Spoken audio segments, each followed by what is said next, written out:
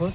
Nature of the ক্যানভাসে আজকে বিশ্ব প্রকৃতি দিবস বলে আমাদের একটা ওয়ার্কশপ রেডি করা হয়েছে, যেখানে আমরা প্রকৃতির নানান জিনিস নিয়ে পেন্টিংয়ের মাধ্যমে বোঝানো হয়েছে।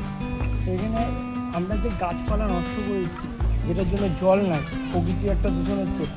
বিগত কিছু বছর পরে মানুষের এরকম অবস্থা হয়েছে, মানুষ মারা যাওয়াতেও কঙ্কাল হয়ে গেছে, তবু জলের জন্য কাউকে সেখানে গাছ নেই। এবার এখানে আরও নানান কিছু ছবি রেডি করা হয়েছে, যেমন এইখানে আমরা একটা গাছ কেটে নিচ্ছি, এই গাছ কেটে আমরা একটা জীবন নষ্ট করে দিচ্ছি। এখানে গাছটার মধ্যে একটা বাচ্চা জন্মগ্রহণ করছে, এই গাছ কেটে দিলে আমাদের একটা জীবন চলে যাচ্ছে, বাচ্চাটা মারা গেছে।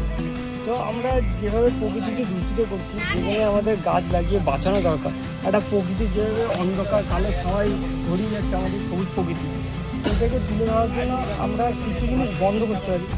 আমরা নোংরা আবর্জনা কম করে প্রকৃতিকে পরিষ্কার পরিচ্ছন্ন রেখে জিনিস তৈরি করি। একটা গাছের মধ্যে একটা মানুষের হৃৎপিণ্ড, মানুষটার মাথা নাই, সেখানে হৃৎপিণ্ড রয়েছে, সেখান থেকে গাছ ফুল বেরোচ্ছে। প্রকৃতির সৃষ্টি, মানুষটা হাত রয়েছে, পৃথিবী তার হাতে। তো এইখানে আমাদের একটা পালি, তারপরে ছাই বুঝো এইসব দিয়ে একটা পেন্টিং করা আছে প্রকৃতিকে বোঝানোর জন্য।